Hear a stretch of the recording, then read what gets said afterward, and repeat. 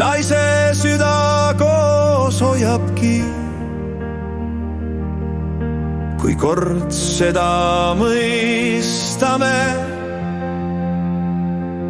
siis rohkem hoolt ta eest ka kanname. Suuri sõnu pole vaja, sest pole miskit loodud nende najal. Küll aga vaikset märkamist, et näha naise õitsemist. Mis siis, kui ta vahel külm ja karge, sealsamas taas on soe ja malve, nii nagu ilmgi on vahelduv tujugi igal hetkel uus. Jõustame siis naisi neid.